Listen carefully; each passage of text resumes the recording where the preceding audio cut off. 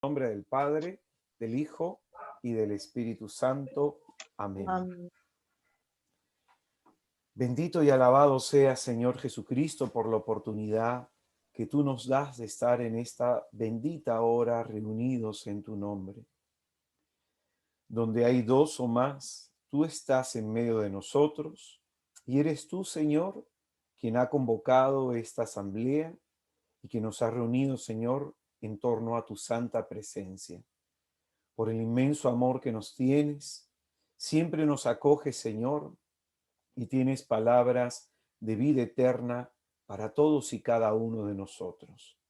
Tú sabes, Señor, que hay detrás de nuestras sonrisas, que hay detrás de nuestros rostros, y conoces tú muy bien, Señor, lo que se vive en el interior de nuestro corazón.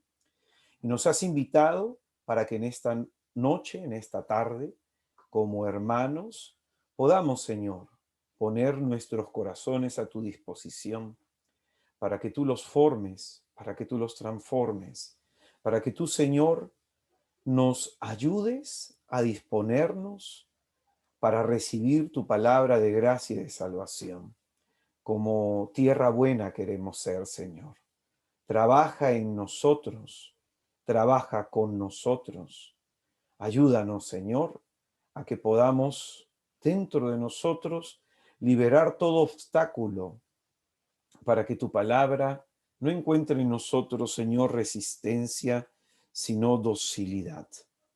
Queremos, Padre, en el nombre de Jesús, poner nuestras vidas en tus manos y pedirte, Señor, que cada día nos ayudes a ser más agradables ante tus ojos.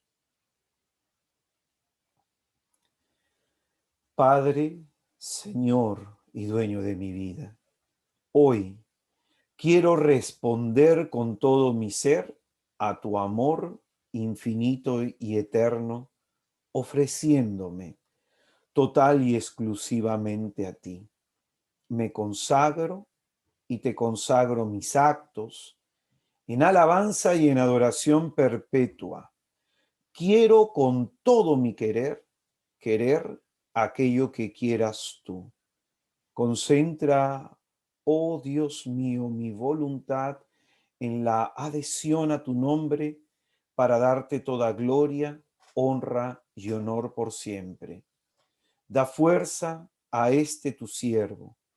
Da firmeza a mis pasos, ilumina tu rostro sobre mí, para que pueda andar con rectitud y en fidelidad en tu presencia todos los días de mi vida, y así sea agradable ante tus ojos.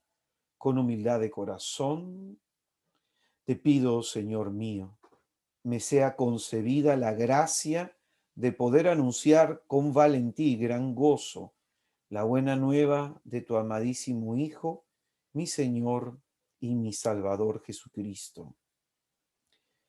Que por la acción eficaz del Espíritu Santo me sienta sostenido y movido por el celo evangélico a comunicar a todas las gentes la inmensa alegría que es conocerte y ser hijo tuyo, que como María de Nazaret, tu hija predilecta, madre de nuestro Señor Jesucristo y fiel esposa amadísima del Espíritu Santo, pueda decir: hágase en mí según tu palabra.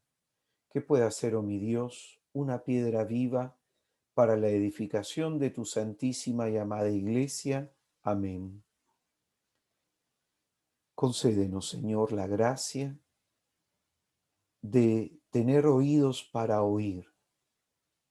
Concédenos, Señor, la gracia de que oyendo nos convirtamos y convirtiéndonos nos salvemos. Santa María de Nazaret, ruega por nosotros. Santa María de Nazaret, ruega por nosotros. Santa María de Nazaret, ruega por nosotros. San Juan Clímaco, ruega por nosotros. En el nombre del Padre, del Hijo y del Espíritu Santo. Amén. Voy a compartir pantalla.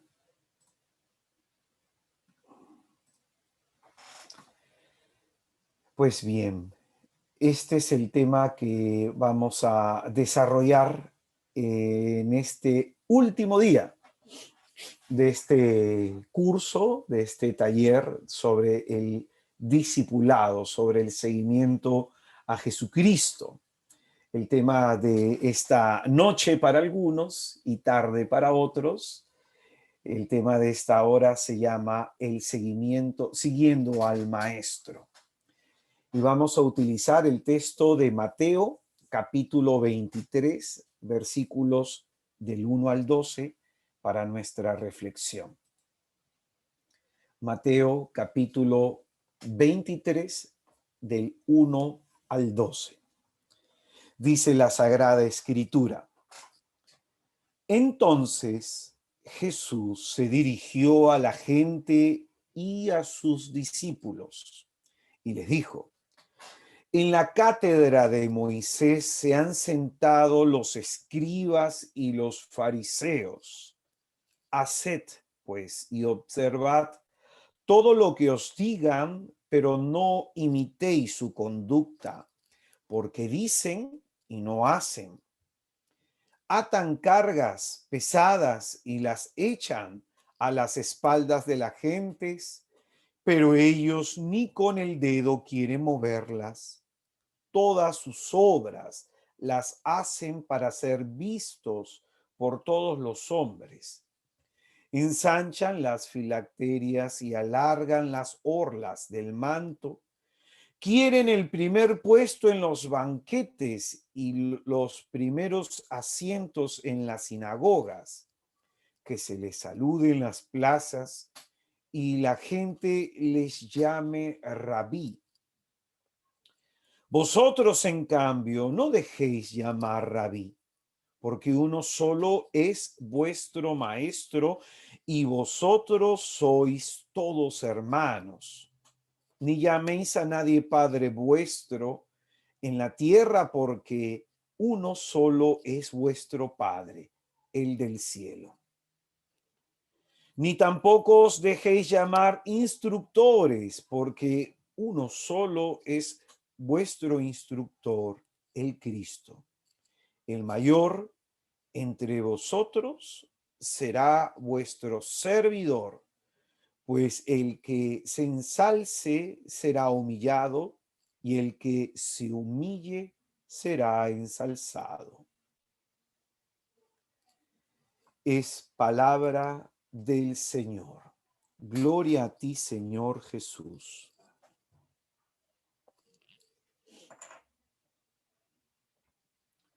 Santifica mis labios, Señor Jesucristo, y concédeme la gracia de poder predicar en tu santísimo nombre. Pues bien, mis hermanos y mis hermanas, para mí nuevamente es una bendición poder haber caminado todo este mes con ustedes en este tiempo de formación. Como les decía, cuando a mí el Señor me pidió fundar esta obra misionera, lo he dudado mucho, ¿no? He dudado mucho, más que del Señor, de mí. Y finalmente, cuando se dio la fundación de esta obra misionera, pues lo primero que el Señor me mostró es hacer un camino con los hermanos, ¿no? Un camino de discernimiento para poder acoger el llamado de Jesús, ¿no? Este camino tiene, como hemos dicho en la primera oportunidad, tiene tres momentos.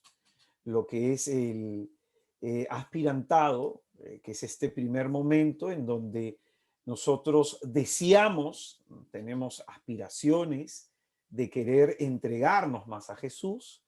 El postulantado, que es ya un momento más decisivo, en donde convencido de esta espiritualidad, pues quiero comprometerme más para poder ser miembro del movimiento Misioneros de Santa María de Nazaret. Y esto lo hacemos con la intención porque queremos enseñar principalmente que todo en la vida espiritual nos lo tenemos que tomar muy en serio. No solo en serio, sino muy en serio. como todo en la vida. Todo lo que realmente vale la pena en la vida, nos lo tomamos no solo en serio, sino muy en serio, como así nos toma Jesús. Jesús nos toma muy en serio a cada uno de nosotros. Recapitulando entonces lo que hemos estado enseñando hasta este momento. Jesús nos llama a todos en la condición específica en la que hoy se encuentra nuestra vida. Probablemente algunos más animados que otros, probablemente algunos recibiendo malas noticias y otros teniendo la vida un poco más estable, sanos, enfermos, hombres, mujeres, jóvenes, ancianos, con hijos pequeños, con hijos grandes, con hijos conflictivos, con hijos mansitos. Es decir, Jesús nos llama en la condición específica en la que hoy se encuentra nuestra vida, en medio de lo que vivimos, cómo nos encontramos. Así nos encuentra el llamado de Jesús a hacernos discípulos suyos. Él no se ha equivocado contigo, no se ha equivocado conmigo. En estos días hablaba con un hijo espiritual que tiene tendencia homosexual, un chiquillo que debe tener unos 20 y pico, 22, 23 años de edad. Y este muchacho está en la lucha, ¿no? Él llegó a los servicios que nosotros hacemos porque literalmente lo violaban en su trabajo. Así llegó él cuando tenía 20 años de edad, me parece. Y vino conmigo y me pidió hablar terminada una charla, ¿no? Y hablamos, y el muchacho me contó entre lágrimas que literalmente en su trabajo lo violaba una persona. Sabía que como era él, se dio cuenta, y como a él le tocaba cerrar este negocio de comida rápida, la persona mayor lo llevaba al baño y lo violaba.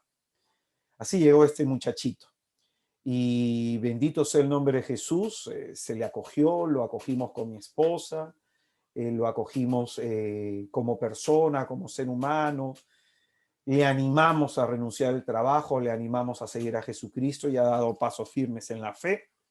Como todos, tiene sus luchas, como todos, tiene sus caídas, como todos, tiene que esforzarse por agradar a Jesús. Y hablaba con él, ¿no? Y le decía que Jesús no se equivoca a aquellos a los que nos llama, ¿no? Él de pronto, propio de su tendencia, tiene ciertas inclinaciones y esto le apena, sobre todo los pecados de orden sexual, golpean mucho a la conciencia, generan vergüenza y cuando uno cae en ellos genera mucho desánimo, ¿no? Entonces le digo, Jesús no se ha equivocado contigo, ¿no? No se ha equivocado contigo, no se ha equivocado con ninguno de nosotros. Y si Jesús nos ha llamado en la condición dramática en la que se puede encontrar nuestra vida, es porque finalmente es la gracia de Él en nosotros la que va a hacer posible que seamos auténticos discípulos suyos. Como le explicaba él, a mí el Señor me llamó siendo alcohólico, farmacodependiente, habiendo sido demandado por intento de homicidio, porque desgraciadamente para consumir le robé a alguien y le rompí el cráneo y estuve enfrentando un proceso judicial. A Dios gracias, la persona sobrevivió y ese fue mi punto de quiebre para buscar a Jesucristo, en donde iba a acabar mi vida. Entonces Jesús no me llamó teniendo la vida resuelta, estando psicológicamente sano, sin adicciones, sin depresión, sin tratamiento psicológico y farmacológico en el que me encontraba. Jesús me llamó en el peor momento de mi vida y me llamó de ahí para salvarme, ¿no? Hoy es el mejor momento para responder a ese llamado de Dios, a ese llamado de Jesús. Lo que veíamos entonces de este texto de Lucas 9:23, en donde Jesús decía a todos, si alguno quiere venir en pos de mí, niéguese a sí mismo, cargue su cruz y sígame, ¿no? Los tres evangelios sinópticos recogen este llamamiento, de Jesús a hacerse discípulos suyos, y el Evangelio de Juan en su comienzo también lo recoge. Entonces, esto es algo importante en la vida espiritual, ¿no? La primera condición que vimos es la que el Señor mismo nos pone, que es negarse a sí mismo, ¿no? Que esto implica de que dentro de nosotros va a haber una lucha entre lo que yo quiero y lo que quiere Jesús. Va a haber, vamos a encontrar que a veces mi voluntad no está alineada con la voluntad de Jesús y a veces va a encontrarse incluso no solo alineada, sino en conflicto, ¿no? Entonces, esta primera condición busca trabajar en nosotros el egoísmo, ese mirarnos tanto, concentrarnos tanto en nosotros. La persona normalmente que es egoísta se queja mucho de la vida, habla mucho de sí y no va a poder vivir el seguimiento a Cristo, ¿no? A veces por ejemplo, hoy día acá en Perú van a haber elecciones dentro de unas semanas más. eh, y ayer salió un candidato a la presidencia del país que analizando un tipo muy culto, fue postulado para Premio Nobel de Economía, un tipo muy bien preparado, pero ¿cómo habla de él? ¿Cómo habla de él el tipo? Yo hice esto, yo lo otro, yo aquí, yo allá, yo a esto, yo lo otro, que están haciendo lo que yo propuse. Y eso es lo que hay mucho dentro de nosotros, mucho yo. Entonces, esta primera condición nos ayuda a morir, ¿no? Nos ayuda a morir a ese egoísmo, a renunciar a ese egoísmo y a poder estar al servicio de los demás, ¿no? Sobre todo el cristiano puede estar al servicio de los demás. Nos va a ayudar también a trabajar en nuestro nivel de confianza, ¿no? Porque renunciar a nuestra voluntad para depender completamente en Dios y en su plan es confiar en la sabiduría de Dios, ¿no? Y también nos va a ayudar a sincronizarnos, alinearnos como Jesucristo en Getsemaní con el querer de Dios. No se haga lo que yo quiero, sino lo que quieras tú. Entonces, esta primera condición va a trabajar en eso, que seamos sensibles a las mociones del Espíritu Santo, sensibles al querer de Dios para poder seguir a Dios en nuestro interior, ¿no? La segunda condición que veíamos la semana pasada nos hablaba sobre el tema de cargar la cruz y más específicamente desde Lucas, la condición del circunstancial de tiempo, cargar la cruz cada día, cada día. Cada día estamos llamados a vivir el Evangelio. Cargar la cruz tiene que ver con comprometernos con el Evangelio, la doctrina, las enseñanzas de Cristo. Es decir, eh, Jesucristo nos da su palabra para que la vivamos en la cotidianidad de nuestro día a día, ¿no? Esta condición nos va a llevar a asumir con responsabilidad la vida cristiana. ¿Y esto qué significa, no? Yo no solamente soy cristiano aquí con ustedes, yo soy cristiano todos los días de mi vida, en todo momento y en todo lugar, como por ejemplo, ¿no? Eh, Hace tiempo me tocó ir de misiones a una zona de la sierra de Perú que se llama Tarma, ¿no? Que está más o menos a unas 7 horas y media manejando. Entonces iba de misiones con mis hermanos, la camioneta, mi camioneta pues es la camioneta misionera, tengo asiento para 11 personas, ¿no? Entonces nos íbamos a la sierra y suena mi teléfono y no tenía el handfree. Entonces en ese momento me estaciono y contesto. Después te cuelgo y sigo avanzando. Dentro de la misión venía con nosotros un policía, un coronel de la policía de acá de Perú, y cuando regresamos después de haber predicado, haber dado el retiro con las personas que fuimos que también participaron, el policía antes de bajarme del carro, antes de bajarse del carro y dejarlo, me dice, ¿sabes qué es lo que me ha llamado la atención? Que todas las personas, cuando suena el teléfono, agarran y contestan y siguen manejando. ¿por qué tú te detuviste? ¿Por qué tú te paraste? Mira lo que le llamó la atención. No le llamó la atención que predicara, que hablara de Cristo, que diera mi testimonio. No le llamó la atención eso. Le llamó la atención, escucha bien, que no hiciera lo mismo que hacen todos los demás. Entonces le dije, ¿por qué yo soy cristiano? Y no es correcto hablar por teléfono y manejar, porque es una irresponsabilidad. Yo tengo gente atrás de la que soy responsable cuando estoy al timón.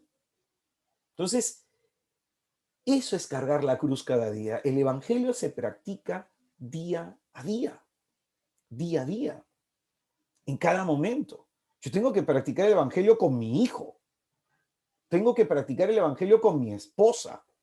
Tengo que practicar el evangelio con mi hermano, con mis familiares. O sea, yo soy cristiano 24 horas del día, 365 días del año. Entonces, la doctrina de Jesús no es bonita. Es decir, no es que la admiremos nada más. Acordémonos cuando hablamos sobre los simpatizantes. Se sienten admirados por la doctrina de Cristo, mas no se comprometen con vivirla. Entonces, la doctrina de Jesús, las enseñanzas de Jesús, el evangelio de Dios, nos lleva a vivir con responsabilidad la vida. Y esta vida ordinaria la vivimos de manera extraordinaria y esta vida natural la vivimos de manera sobrenatural, por lo que nos hace pasar de ser seguidores o ser simpatizantes a ser verdaderos discípulos de Jesús, comprometidos y no involucrados, ¿no? Esa es la inmensa diferencia. ¿Por qué estamos llevando este curso, no? Como dice Juan 17:3, la vida eterna consiste en que te conozcan a ti, el único Dios verdadero, y al que tú has enviado, Jesucristo. Entonces, la vida plena, la vida en abundancia, vivir bien esta única vida que tenemos, tiene un punto base que es conocer más a Jesús. Esto es lo que más nos debe preocupar, conocer más a Jesús. Ese es el propósito del discipulado, conocer más a Jesús. Eh, Dicen que esta frase es de Hipócrates. Sin embargo, también San Agustín va a hablar de esta frase. Sin embargo, esta frase nos puede ayudar a entender mucho. No se ama a quien no se conoce. No se ama a quien no se conoce. Este fin de semana he dado un retiro y en este retiro, por ejemplo, hoy día me escribió una mujer que participó en este retiro y me dijo, hermano, qué palabras tan duras, ha sido un retiro muy duro, que esto y que lo otro. Y yo le dije después a la mujer que me escribe eso, que le sirvió el retiro, pero fueron palabras muy duras. Y yo le digo, es que dependiendo cómo tú ves las cosas. Si tu vida cristiana es una vida comprometida, no son palabras duras. Pero si tu vida cristiana es mediocre, sí van a ser palabras duras. Palabras que te van a despertar, que te van a sacar de esa situación de adormilamiento en la que puedas estar. Entonces, no se ama a quien no se conoce. ¿Cuánto conoces a Jesús? ¿Cuánto amor demuestras a Jesús? Para conocer a alguien, tengo la necesidad de intimar con esa persona. Entonces, este es el discipulado, un llamamiento a intimar con Jesús para conocerle más. A veces nosotros nos hacemos un preconcepto de las personas que no conocemos hasta que tenemos la oportunidad de conocerlas. Y la percepción que teníamos de esa persona cambia en la medida que le conocemos más. Por ejemplo, ¿no? Un día una persona me dijo, hermano, yo quería acercarme a usted a conversar, terminado el evento que hizo, pero me dio miedo, hermano, porque usted tiene una cara muy dura. Entonces, le digo, eso se llama prejuicio, Puede ser que esté con dolor de cabeza, puede ser que esté cansado, puede ser que soy fotosensible, me molesta la luz, pero el punto es de que a veces nos quedamos en el preconcepto, en la percepción a veces medio equívoca que podemos tener de la gente. Por eso también hablamos quién es Jesús para ti. Y no hay otra forma de conocer a Jesús que acercándonos y hacernos discípulos suyos. Este tema es muy importante, el ejemplo que debe dar el discípulo y el ejemplo. Hay un documento que les voy a pedir en su momento que lo lean de manera personal, que se llama Evangelii Nuntiandi, del Santo Padre Pablo VI. Yo admiro muchísimo a este romano pontífice. Cuando tuve la bendición de ser enviado por mi hermana Nancy de vacaciones, mis primeras vacaciones en 15 años de ministerio, ser enviado por allá a Italia, a Roma, lloré mucho en la tumba de este Santo Padre. Todo el mundo está en la tumba de Juan Pablo II, ¿ya? Pero lloré mucho en la tumba de este Santo Padre porque él ha significado, desde mi perspectiva como teólogo, como misionero, él significa un punto de quiebre muy importante en la iglesia. Él hace una advertencia sobre el humo de Satanás que se ha metido dentro de la iglesia y él en este documento específicamente dice cómo hoy debe evangelizar la gente. Juan Pablo II ha hecho cosas muy ordinarias, ha hecho mucho aporte a la doctrina de la iglesia, pero a mí me encanta ese documento, porque en ese documento él dice que la gente de hoy, el mundo contemporáneo, no escucha a los predicadores, pero si escucha a los predicadores es porque dan testimonio. Entonces, él junta dos cosas, que enseñemos a la gente, pero también demos testimonio a la gente. Entonces, este tema es muy importante. Al discípulo de Jesús se le reconoce en el amar, decíamos la semana pasada, ¿no? La cruz tiene que ver con el amor, no con el sufrimiento. La cruz tiene que ver con el amor, no con el sufrimiento. Lo que nos salva en la cruz no es el sufrimiento de Cristo, sino es el tanto amó Dios al mundo que entregó a su Hijo unigénito para que todo el que cree en él se salve. Juan 3:16. El discípulo de Cristo no debe pasar desapercibido. Es decir, yo no puedo vivir mi fe de manera invisible, ¿no? Y no hablamos de un hacernos notar por nuestros gestos o por los artilugios externos que tengamos. Por ejemplo, acá yo en Perú he conocido personas que les gusta cargar la imagen de la Virgen y se la llevan a pasear por la calle, ¿no? O que les gusta llevar una cruz y se la llevan a pasear por la calle. Entonces no se trata de eso, ¿no? No se trata de eso el no pasar desapercibido, sino que nuestras obras, concretamente hablando, tienen que dar ese testimonio de que somos de Cristo, de que somos de Cristo. En Mateo capítulo 5, versículo del 13 al 16, Jesucristo en ese pasaje nos va a hablar de lo que es ser sal de la tierra y luz para el mundo. Y ese pasaje es muy interesante porque la sal tiene que ver con la santidad que debe poseer el discípulo de Cristo. Es decir, su vida interior tiene que ser una vida interior santa, ¿no? La sal tiene el valor de preservar los alimentos, de darle sabor a la comida, ¿no? La sal tiene también una propiedad curativa. Entonces, su vida espiritual tiene que tener sabor. La vida espiritual del discípulo tiene que ser una vida en la que él se preserva del mal. Y la vida espiritual del discípulo tiene que tener estas características de la sal, ¿no? De conservar, de preservar, de dar sabor, ¿no? Estas propiedades curativas.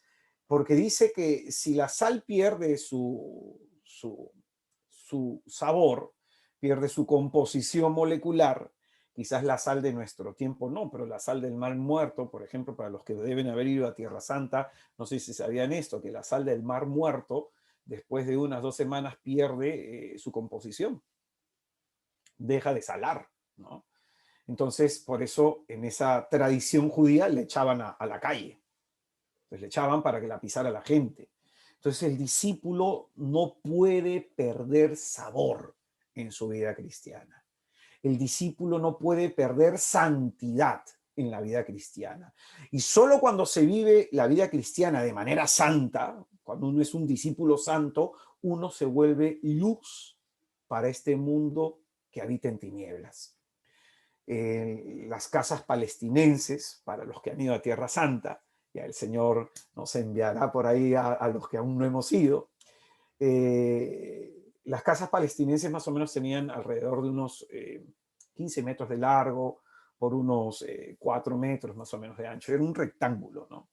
Entonces, las lámparas, que eran vasijas con aceite, se ponían en la parte más alta de la casa, para que de ahí la luz cayera hacia todos. Entonces, ¿esto qué significa? Que el discípulo de Cristo, el mismo Señor lo va a poner en un lugar muy elevado para que todos lo miren y digan, mira lo que Dios ha hecho en su vida. Esa es la función del discipulado. Mira lo que Dios es capaz de hacer en el hombre. Entonces la sal tiene que ver con la santidad que debe poseer el discípulo y la luz con el testimonio que tenemos que dar.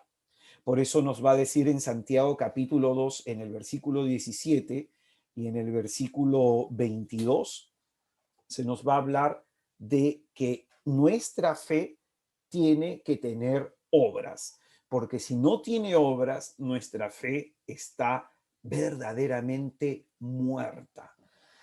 La fe tiene una doble dimensión, una dimensión subjetiva, que es la dimensión del sujeto, y una dimensión objetiva, que es la dimensión del objeto. Es decir, yo puedo decir, creo en Jesús, dimensión subjetiva. Pero ¿en qué se me nota concretamente que creo en Jesús? En mi manera de obrar. Entonces yo puedo decir una cosa y con mis acciones mostrar otra. Por eso, esta es la doble dimensión. Y aquí Santiago nos dice que el énfasis se pone no en lo que yo diga creer, sino en el cómo me comporto. El objetivo de la fe hace evidente que soy de Cristo. Por ejemplo, imaginémonos pues a una persona que diga que ama a su esposa y le pega. No la ama, pues en verdad. O que ama a su esposa y le es infiel. No la ama en verdad. O que ama a su esposa y no se preocupa cómo se encuentra emocionalmente ella. No la ama en verdad. Hay una disyuntiva, hay un divorcio, hay una incongruencia en su interior. Entonces, la fe necesita, esta fe que profeso con mi boca, creo en Jesús, necesita obras concretas. Obras concretas, concretamente en que se nos nota que amamos a Cristo, que somos discípulos de Jesús. Por eso San Pablo va a componer este himno a la caridad, ¿no? Y va a decir concretamente, si tú amas, si tú eres cristiano, lo primero que tienes que tener es paciencia, amabilidad, no ser envidioso, perdonarlo todo, excusarlo todo, tener esperanza, no irritarte, etcétera, etcétera, ¿no? Va a dar como 14, me parece 13, 14 adjetivos ahí al tema de la caridad. Entonces la caridad se tiene que ver concretamente en acciones específicas. Por eso Jesucristo en el texto que hemos leído, en el versículo 3, en este texto en donde él va a hablar de la hipocresía y de la vacuidad de la religiosidad de los escribas y de los fariseos, es un texto muy importante en la vida espiritual, en donde de manera sistemática Mateo va a presentar todo lo que Jesucristo ha dicho sobre los religiosos de su época, ¿no? Y esto quisiera resaltar, lo que está en el versículo 3, ¿no? Hagan todo lo que ellos les digan, porque ellos dicen y no hacen. Miren lo interesante, ¿no? Aquí, ¿qué es lo que muestra Jesucristo? Que nosotros, como cristianos, el énfasis tiene que ponerse más que en lo que decimos, en lo que hacemos. Porque los fariseos dicen lo que es correcto, mas no lo hacen. Entonces el cristiano no solamente debe enseñar lo que es correcto, sino también hacerlo. Entonces, si bien la fe entra por el oído, lo que nos va a decir en Romanos capítulo 10, en el versículo 17, la fe se enseña a vivirla con el ejemplo. Este texto es muy importante. Es muy importante. En Primera de Corintios, capítulo 11, en el versículo 1. Primera de Corintios, capítulo 11, versículo 1. Aquí San Pablo va a decirle a los cristianos en Corinto, imítenme a mí como soy yo imitador de Cristo. Entonces, mira, aquí San Pablo en Romanos 10, 17 dice que la fe se comunica entonces en un primer momento a través de la palabra, a través de la palabra, a través de la predicación. Así se comunica la fe. Pero también se le enseña a la gente a vivir la fe con el ejemplo, con el ejemplo. Son dos elementos que deben haber en nosotros, ¿no? Conocimiento de Cristo para poder defender nuestra fe, pero también un ejemplo de vida cristiana auténtica y no adulterada. Entonces, los cristianos de Corinto, no teniendo a Jesús físicamente delante de ellos, no tienen mayor referencia sobre la fe en Jesús que al mismo Pablo, a quien Jesús está usando como modelo para los corintios. Esto que enseña Pablo en 1 Corintios 11:1 lo repite constantemente en todas sus cartas. En 1 Corintios 4:16, en Efesios 5:1, en Filipenses 3:7, en 1 Tesalonicenses 1:6, en 2 Tesalonicenses 3:9, y también la carta a los hebreos no se le otorga como autoría a Pablo, algunas partes, algunos dicen que le ha escrito Pablo igual, pero también está en Hebreos 6:12. Ahí se nos habla de imitar, de imitar. Pablo se pone como ejemplo y dice, imítenme a mí. Qué palabras tan poderosas las del apóstol y qué tan convencido y qué tan seguro él se siente de decir esto. Yo no sé ustedes, pero imagínate que tú estás de pronto en Corinto y le dices a los corintos, ¿no? Imítenme a mí como yo soy imitador de Cristo. ¿Qué autoridad es este hombre? ¿Qué autoridad? La gente que no conoce a Cristo te tiene a ti y a mí como modelo. A ti y a mí como modelo. Un día me pidieron una comunidad darles un retiro. Entonces yo dije, cómo no, con mucho gusto. Y los hermanos me dijeron, hermano, pero queremos que usted ore, que discierna, ¿qué nos quiere decir el Señor? No se preocupen, hermanitos, yo voy a darles la charlita, voy a orar, voy a discernir bien. Y los hermanitos me decían, ¿no? Que el Señor nos hable, hermano, porque necesitamos una palabra que nos transforme, necesitamos prepararnos, porque ellos querían esta charla que yo les diera, como prepararse ellos para el retiro que tenían que dar dentro de 3 semanas. Entonces, después de haber orado, después de haber discernido, voy el día de la charla, estoy con un grupo de personas de 30 a 40 años de edad, entonces voy y me acerco, y en medio de la charla empiezo así, de la siguiente manera, ¿no? Me paré en medio de todos los hermanos, me arrodillé, puse mis manitos así, y le dije, por amor a Jesús, cancelen el retiro. Entonces todos me quedaron mirando. Y volví a decirles, por amor a Jesús, cancelen el retiro. Entonces todos se quedaron sorprendidos. Me puse en pie y les dije, ustedes van a evangelizar a personas que no conocen a Jesús. En el retiro se va a manifestar Jesús y los van a traer a su comunidad para que vivan la fe en Cristo. Pero ¿cómo viven ustedes la fe en Jesús dentro de su comunidad? Toman, fuman, fornican. ¿Cuántos de ustedes usan pastilla al día siguiente? ¿Cuántos de ustedes viven de una manera contraria a la fe? Entonces, a esa gente que está en el mundo los van a traer a su comunidad y van a pensar que todos los católicos somos como ustedes, mediocres. El Señor me había mostrado algunas cosas de cómo vivían ellos. Y por eso les volví a repetir, no den el retiro. Dejen más bien que otros hermanos que vivan auténticamente la fe los evangelicen. Porque este tema de la imitación es muy importante en la vida cristiana.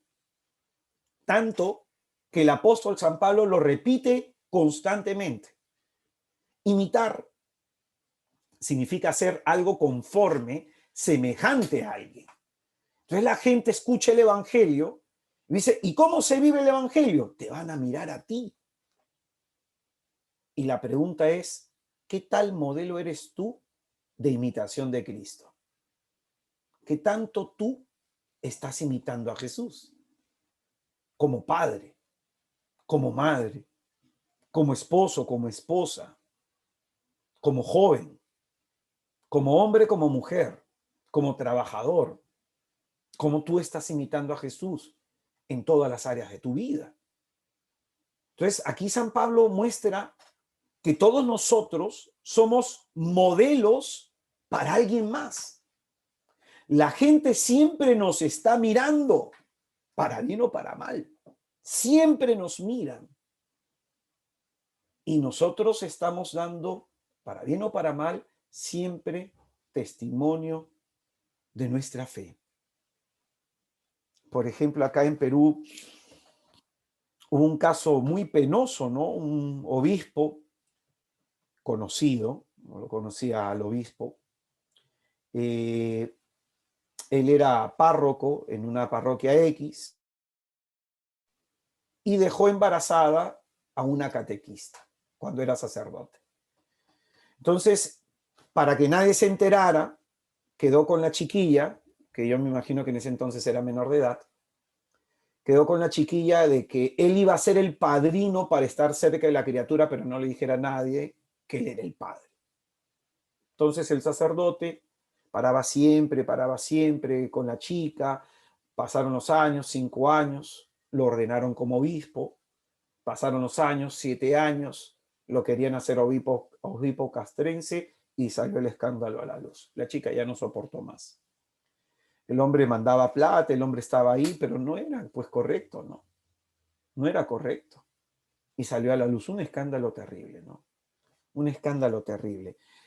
Y lo único bueno que él hizo, que cuando salió en los noticieros acá de Perú, el hermano pidió perdón porque estaba dañando a la iglesia. Pidió perdón. Entonces el Señor le tenga misericordia y le ayude a enmendar sus pasos, como no, como pecadores que somos todos. Pero a esto me refiero, el dar testimonio de coherencia de una vida evangélica bien llevada, porque esto es lo que destruye a la iglesia, el mal testimonio. Entonces, imitar significa hacer algo conforme, asemejarme, reproducir lo más exactamente las características de alguien. Entonces San Pablo dice a los corintios, ustedes no ven a Jesús, pero me ven a mí. Y para ustedes yo soy su modelo puesto por Jesús para imitar.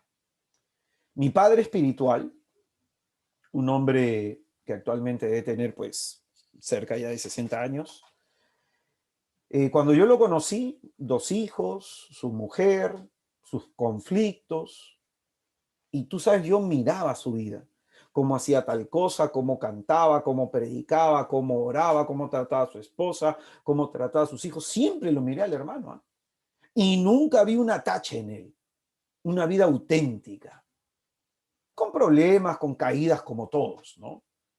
Y eso, esa integridad de su fe, de su vivencia de la fe, de su seguimiento a Cristo, fue lo que generó en mí un deseo de radicalidad evangélica, ¿no?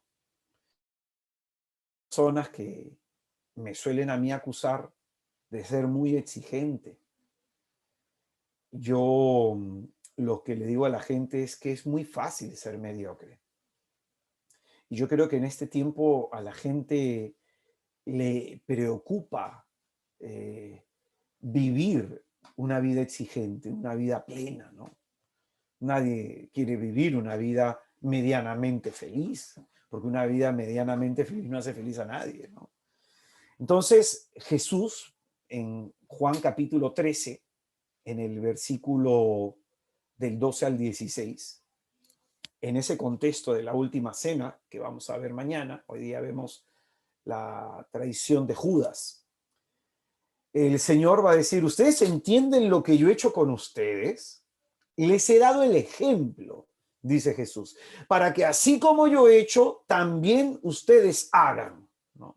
Entonces mira lo que dice Jesús, les he dado el ejemplo. Y con eso que nos dice, vive mi ejemplo. Como yo he vivido, vive tú. El Hijo de Dios se hizo hombre para enseñarnos a los otros, los hombres, cómo vivir como hijos de Dios. Entonces, todo esto tiene que ver con el seguimiento a Cristo, con esta tercera condición que nos muestra a Jesucristo, negarse a sí mismo, cargar su cruz y seguirlo. Tiene que ver con eso, ¿no? En segunda de Corintios, en el capítulo 13, en el versículo 17, segunda de Corintios, capítulo 3, versículo 17, ahí el apóstol va a decir algo que resulta muy interesante, ¿no? Dice el apóstol lo siguiente, ¿no? Porque el Señor es el Espíritu, y donde está el Espíritu del Señor está la libertad. Mas todos nosotros que con el rostro descubierto reflejamos como un espejo la gloria del Señor, nos vamos transformando en esa misma imagen cada vez más gloriosos. Así es como actúa el Señor, que es el Espíritu.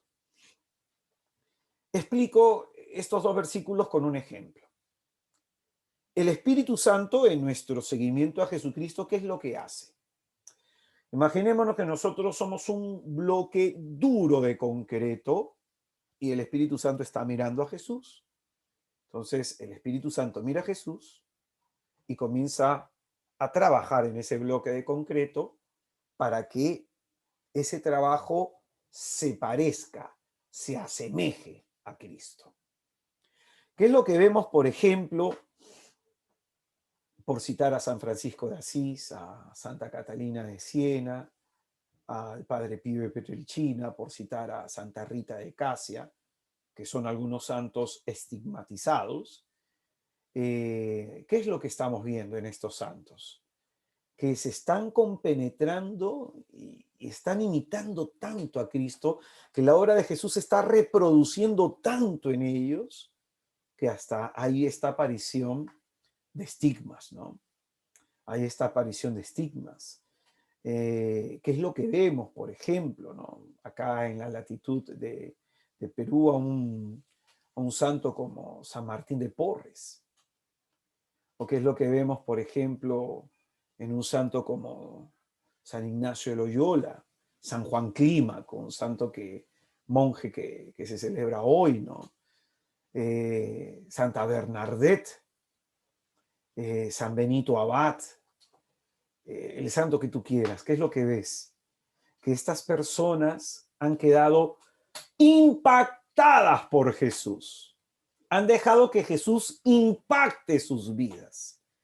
Y al quedar tan tocados por Cristo, quieren imitarlo. Quieren que todos conozcan a Jesús. Entonces, esto es lo que hace el Espíritu Santo. Esto es lo que hace el Espíritu Santo. Nos transforma en Cristo, a su imagen y su semejanza. Entonces, por ejemplo, Santa Teresa de Calcuta, en su trabajo con los pobres, ¿no? Santo Domingo de Guzmán en su predicación evangélica, ¿no? Entre otros santos, todos buscan esto, imitar a Jesús. Y ese es el propósito del seguimiento, ese es el propósito del discipulado. Por eso, esto es muy interesante. Este documento Evangelio Nuntiandi sobre cómo evangelizar hoy en el mundo contemporáneo, va a decir el Santo Padre Pablo VI, canonizado por el Papa Francisco, ¿no? Va a decir él lo siguiente, ¿no? Que el Evangelio se anuncia de dos formas, o mejor dicho, va a decir él, hay un preanuncio del Evangelio. Dice que nuestra manera de vivir tiene que generar cuestionamientos en los demás. ¿Por qué este vive así? ¿Por qué se comporta así? ¿Por qué habla así? ¿Por qué no reacciona como reaccionan los demás? ¿Por qué no se comporta como se comportan los demás? Eso él le llama que nuestra vida silenciosamente tiene que generar estos cuestionamientos, y cuando la gente nos pregunte sobre por qué vivimos ahí, ahí viene el anuncio explícito. A lo primero él le va a llamar el anuncio implícito y a lo segundo le va a llamar el anuncio explícito. Y ahí les damos nosotros testimonio de nuestra fe en Jesucristo, ¿no? Este documento yo te recomendaría que lo leas para que te nutras de la enseñanza de la iglesia, ¿no? Y del cómo debemos vivir en el hoy de nuestra vida, ¿no? Entonces, por ejemplo, hay un caso, ¿no? de un sacerdote en México que conozco, un padrecito que está llamado por su arzobispo a discernir algunos casos carismáticos. Entonces, él dice, ¿no? Que ahí en donde verdaderamente hay un carisma, que ahí en donde verdaderamente está la presencia de Dios actuante a favor de la iglesia, uno de los signos es que en esa persona haya humildad, haya humildad. Entonces, fíjate, el testimonio, ¿no? Todo eso tiene que ver con el testimonio. De eso trata seguir a Jesús. Por lo que hemos estado diciendo, entonces esta tercera condición pone el acento en dos cosas específicas. La primera es en la contemplación y la imitación de Cristo. Este librito de Thomas Kempis, Imitación de Cristo, en algún momento deberíamos leerlo, porque si tú no tienes director espiritual, si tú no tienes un sacerdote que te oriente continuamente, este librito de Thomas Kempis y el otro padre que es el combate espiritual, no me acuerdo el nombre del padrecito, es un italiano, son libros que te ayudan mucho para hacer dirección espiritual en el alma, ¿no? Entonces, esto es lo primero que nos pide esta condición, seguir a Jesús, ¿no? Que es contemplar, mirar a Jesús desde la fe, es una mirada contemplativa, no es solo mirar, sino desde la fe, y mirarlo para imitarlo.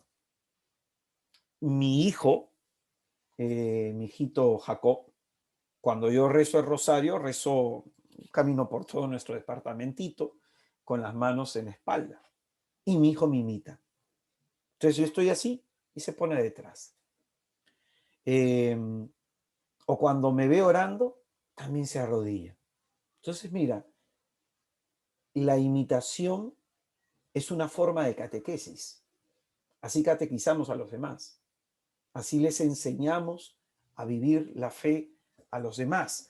Nuestro Señor Jesucristo, en el discurso misionero de la iglesia, en Mateo capítulo 10, en el versículo 24 al 25, dice lo siguiente: no está el discípulo por encima del maestro, ni el siervo por encima de su amo.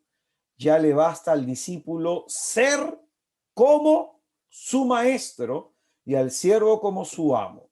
Si al dueño de la casa le han llamado Belzebul, cuanto más a sus domésticos. Entonces, mira, aquí dice el Señor, ser como el maestro.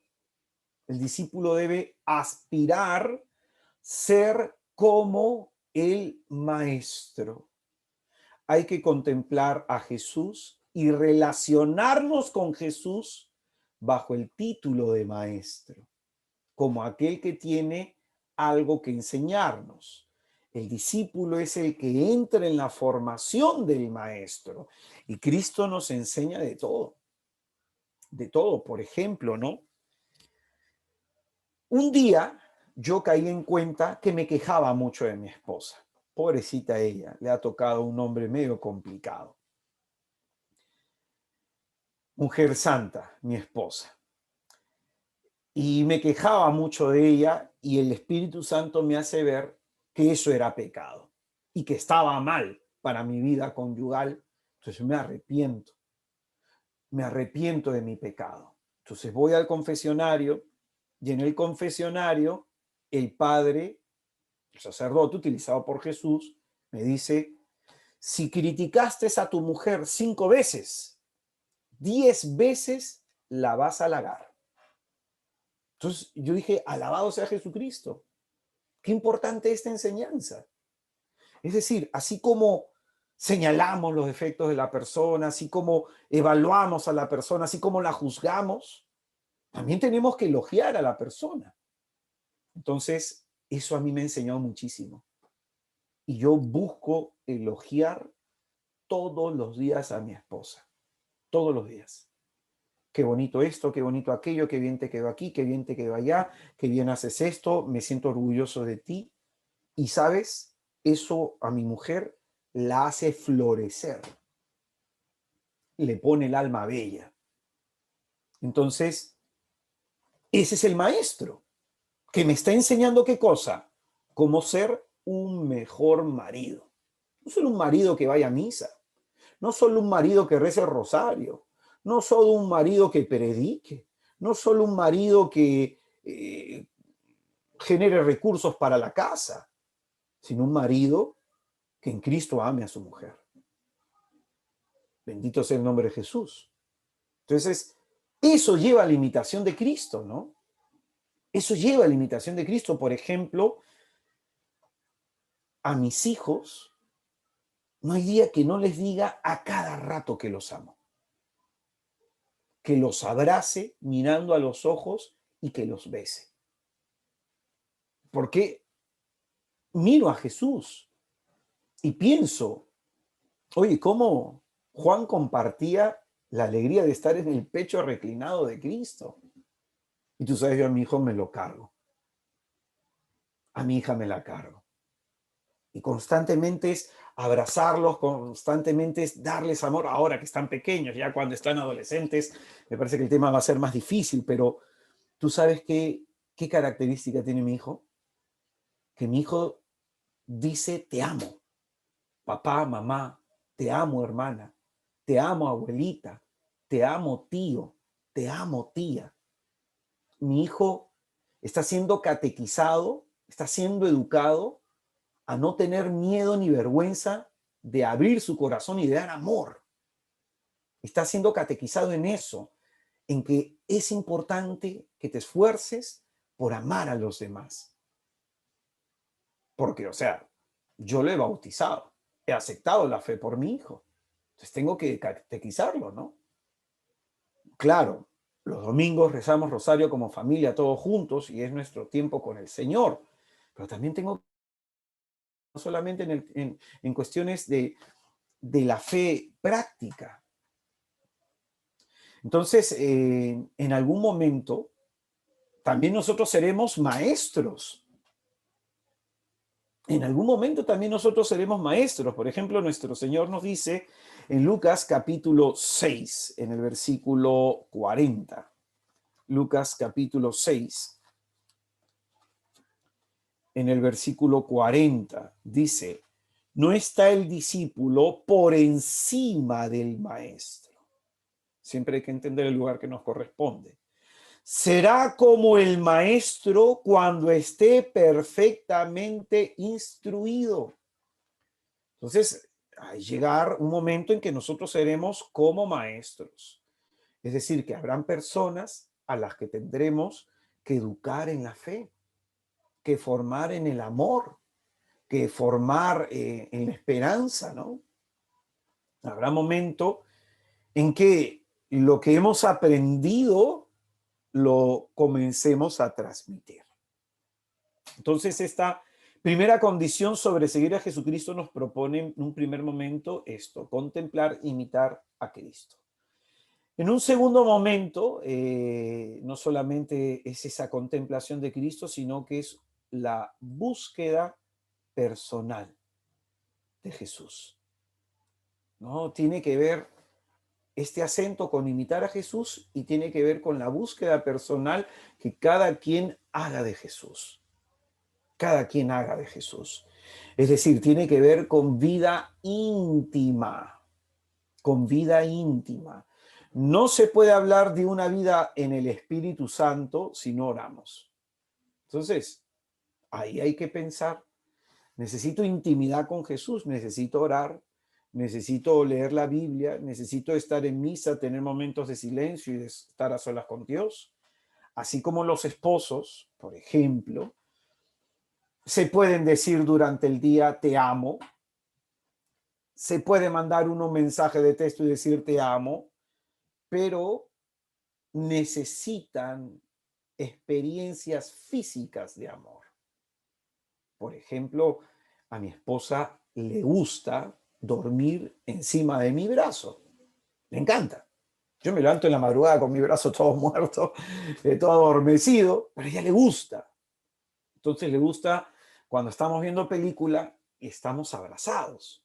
Le gusta a ella, ¿no? Es más, cuando ella está embarazada de mi hijo Jacob, eh, por la pérdida que tuvimos antes de nuestro hijo, ella estaba un poco nerviosa.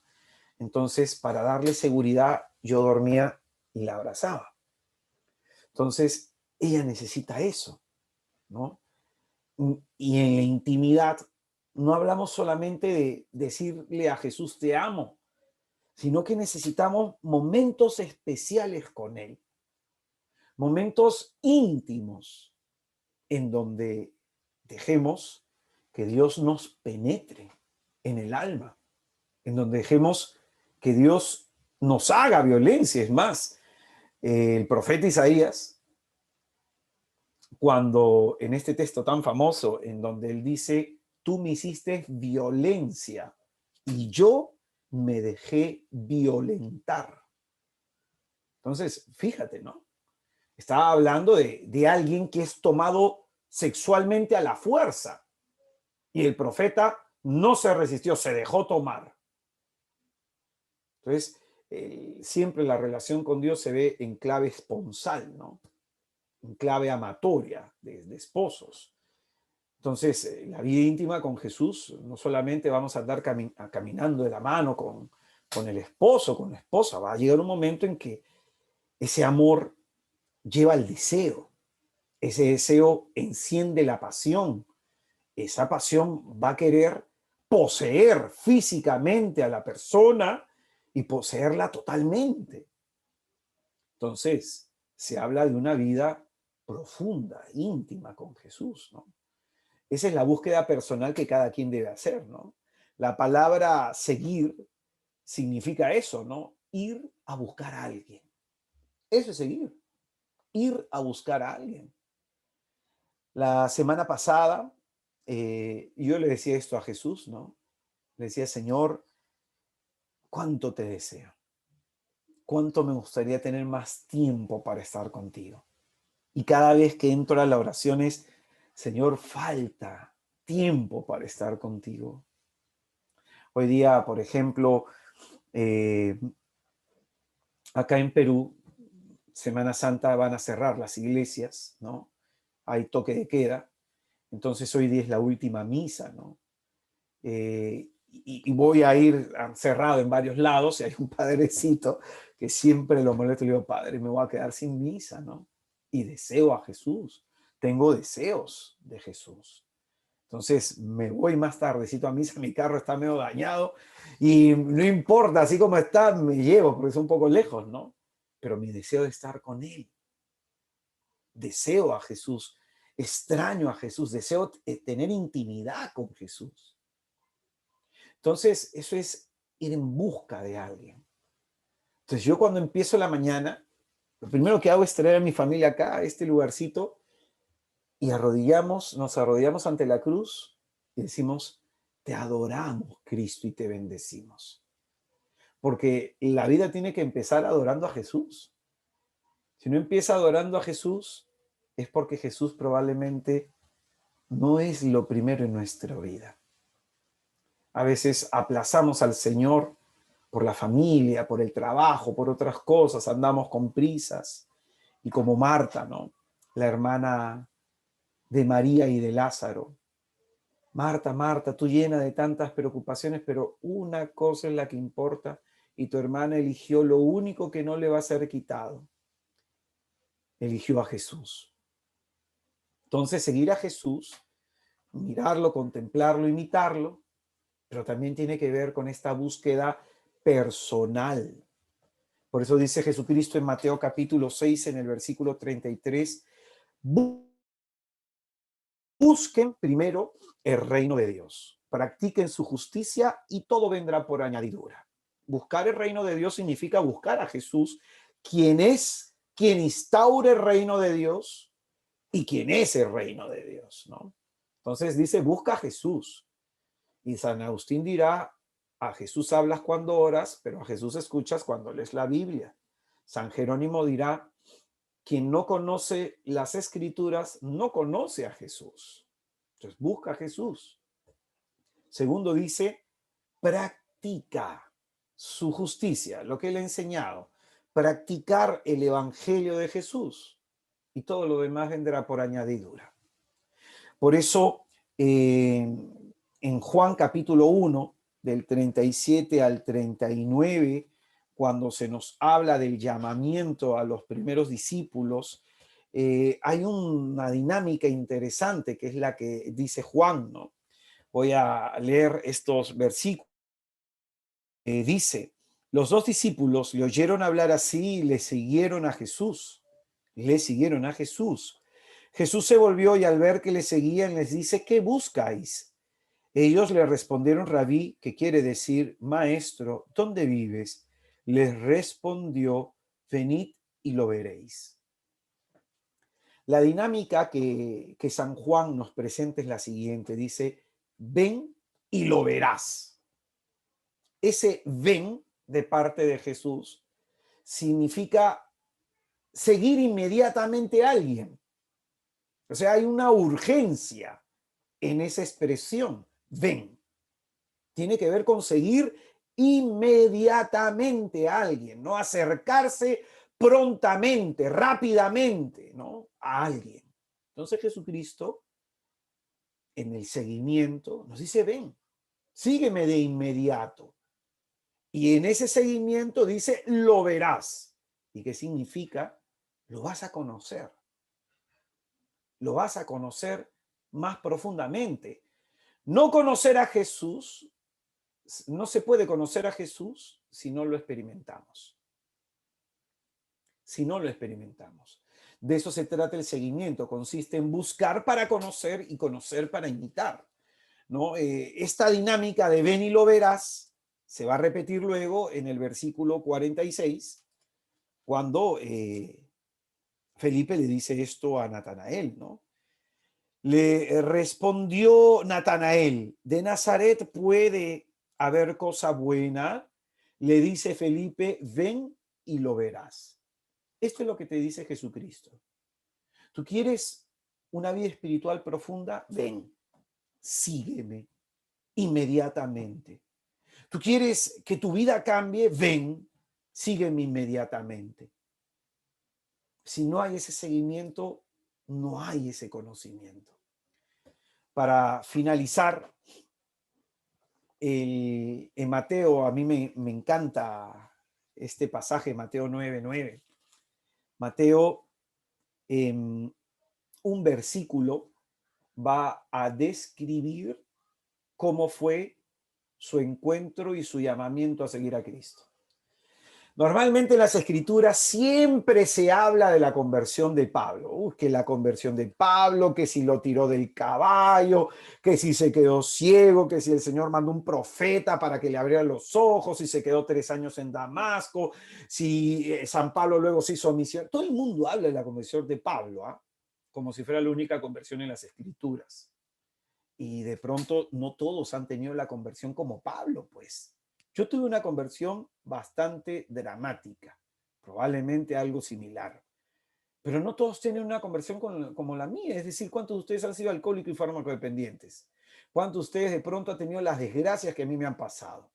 Probablemente no todos tenemos esta misma experiencia que necesitamos ser tocados por el poder de Dios para salir de esa necedad en la que nos encontramos, ¿no?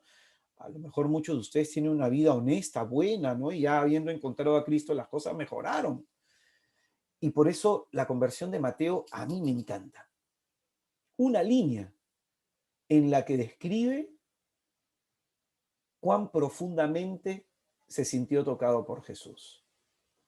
Mateo 9:9 dice, cuando se iba de allí, Jesús se iba de aquel lugar, al pasar vio Jesús a un hombre llamado Mateo, sentado en el despacho de impuestos y le dice, sígueme. Él se levantó y le siguió. Es interesante porque el evangelista resume su experiencia con Jesús en un solo versículo. ¿Y esto qué significa? Que el Señor nos puede cambiar la vida en un instante. Mateo estaba sentado en el despacho de impuestos haciendo lo que hacía todos los días, haciendo lo que hacía lunes, martes, miércoles, jueves, viernes, todos los días. Y nunca pensó que en uno de esos días su vida iba a cambiar cuando pasara Jesús por delante de él y le hiciera esta invitación. Dice la Escritura, al pasar vio Jesús a un hombre llamado Mateo. Mateo va a resaltar que Jesús lo miró. ¿Y cómo lo habrá visto Jesús? Que con la mirada lo tocó. Yo me imagino que Mateo estaba acostumbrado a ser visto de mala manera por lo que era publicano, ¿no? Como un traidor a la patria. Entonces era visto de mala manera.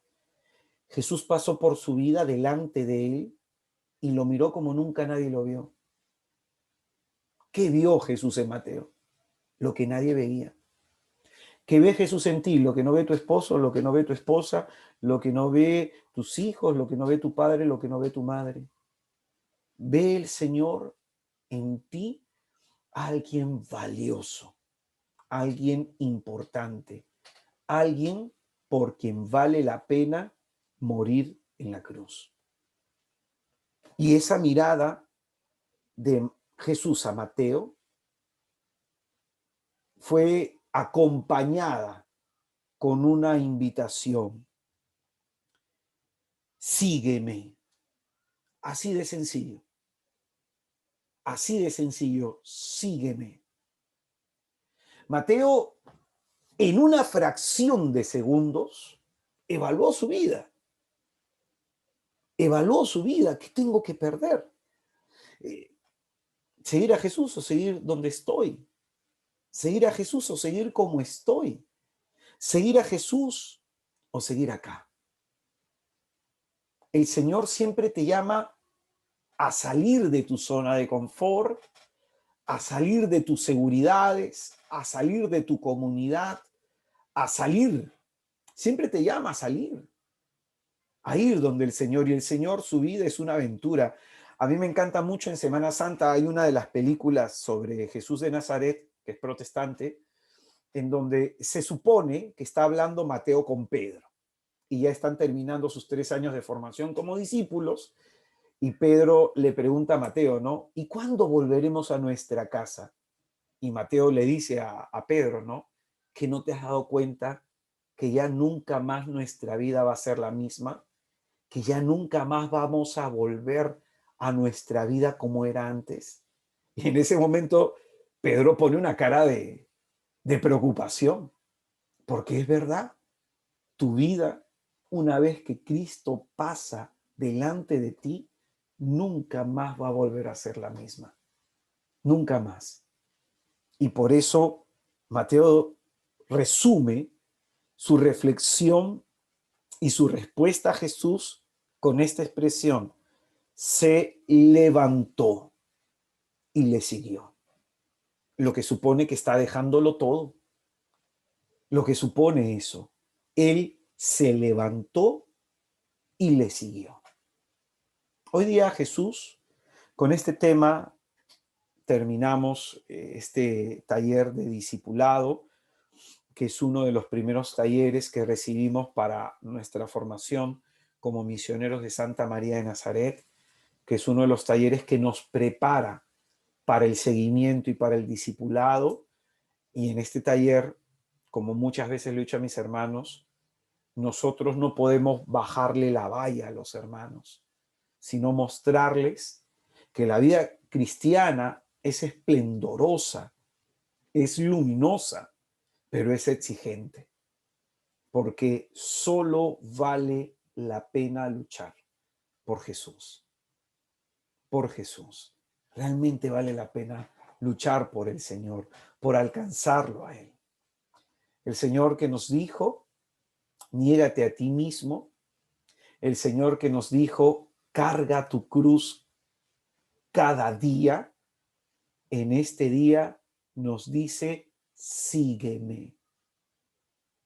Mateo se levantó, lo que supone una disposición positiva a lo que Cristo está invitando, y dice que lo siguió de inmediato, ¿no? O sea, implica la búsqueda, como hemos enseñado, e implica también esa imitación y esa contemplación, como hemos enseñado.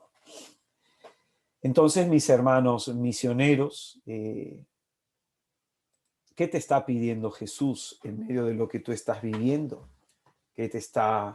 ¿Hacia dónde te está queriendo llevar Jesús en medio de lo que tú estás viviendo? Lo único que puedo hacer para finalizar es decirte que para mí es lo mejor que en mis 25 años me ha pasado. Seguir a Cristo es lo mejor. Y que no hay un solo día de mi vida que me arrepienta de haberme levantado y dispuesto a seguir a Cristo. Quizás, como tú estás concentrado en el hoy de tu vida, estás viendo más tus limitaciones, tus indisposiciones, tus problemas, etcétera, etcétera, y no estás viendo la transformación que va a hacer el Señor y que va a ejecutar en ti, ¿no? Yo hace 25 años nunca me imaginé que mi vida hoy iba a ser como es. Por eso este taller ha tenido la intención de que oremos, de que discernamos, de que nos evaluemos, y justo está terminando de cara a Semana Santa. O sea, no es coincidencia, en la vida espiritual no hay coincidencia, sino hay providencia. No hay casualidades, sino hay causalidades, ¿no? El Señor ha querido que vivamos esto para que este tríodo pascual que vamos a vivir, ¿no? Lo vivamos como quiere el Señor que lo vivamos.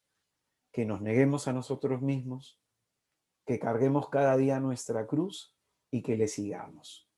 Vamos a hacer una oración. En el nombre del Padre, del Hijo y del Espíritu Santo. Amén. Bendito y alabado seas, Señor Jesucristo, por la oportunidad que tú nos das de estar en esta noche santa, bendita y gloriosa en tu presencia. Sabes muy bien quiénes somos, y en estos días tú nos planteas tomarnos nuestra vida espiritual muy en serio, porque solamente así daremos el fruto que tú quieres que demos.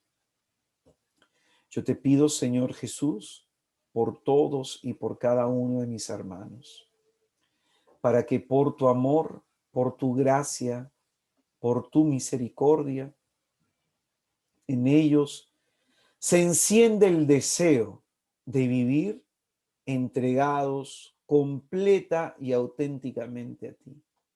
Señor, tú que nos llamas a ser radicales, danos la fuerza de tu Espíritu Santo para hacerlo. Que nuestra vida, Señor, sea estímulo para los demás, sea un testimonio para los demás, y que podamos, Jesús bendito, ayudar a que sean muchos los que te conozcan, los que te sirvan, los que te adoren. Oh Señora y dueña mía, Virgen Santísima María, tú que fuiste elegida por Dios como madre y modelo para la Iglesia, y que en la cruz del Calvario por el Salvador a ti fui entregado, queriendo el Señor Dios nuestro Todopoderoso, que en ti todas las generaciones mirasen cómo se le debe responder para que nosotros no encuentre obstáculos su siempre buena, bendita y santísima voluntad. Quiero, Señora mía, con todo mi corazón, ofrecerte y consagrar a ti mi vida, mi sentir, mi pensar y mi actuar, para que en cada una de mis acciones por tu auxilio sea acompañado, para responder en todo como tú al Dios eterno y convertirme así en una ofrenda grata a su mirar. Oh Señora mía, con humildad te ruego, me libres de las trampas del maligno enemigo. Ocúltame, Santísima María, en tu manto de su mirada, y guía, bendita Señora mía, mis pasos por sendas de santidad, justicia y verdad. Que mi corazón no se acobarde ante el sacrificio y la entrega, ante la renuncia y la lucha, ante la cruz. Que al terminar mis días, seas tú, oh María, Madre mía, quien me reciba y presente ante Jesús. Guarda mi vida y guía mis pasos hoy y siempre. Amén. Te pido, Virgen purísima, por cada uno de mis hermanos, por todos los que, habiendo escuchado la palabra de gracia y de salvación de tu Hijo, nos animemos cero deseo de seguirle. Nos animemos con real propósito de inmediatamente ponernos en pos de él. Señora, afianza nuestros pasos en los caminos de la salvación y que por tu intercesión, por tu mediación, nuestra vida cada día se vuelva más agradable a los ojos de Jesús. Santa María de Nazaret, ruega por nosotros. Santa María de Nazaret, ruega por nosotros. Santa María de Nazaret, ruega por nosotros. En el nombre del Padre, del Hijo y del Espíritu Santo. Amén. Mi alegría haber podido compartir con ustedes este cursito de formación. Bendito sea Jesús. Así lo quise en un comienzo porque me interesa que esta experiencia cristiana la vivan pues desde cómo yo la he vivido en el Señor, ¿no? Eh, Como ustedes, casado, con hijos, con problemas, con dificultades, con tribulaciones, chancado como les suelo decir a mis hermanos, el último mango de la caja, ¿no? Así como ustedes, pero sobre todo enamorado, muy enamorado de Jesús. Así que ánimo, hermanos. No se desanimen nunca en el camino y ya saben que que para eso estamos. Con Eliseth coordinaremos entonces para un de vez en cuando darles una charla de refuerzo para ir pues ajustando el cinturón cuando a veces se desajuste. Para mí es una inmensa alegría y mi cariño para ustedes, mis hermanos. Todos tuyos, Eliseth. Gracias, hermano.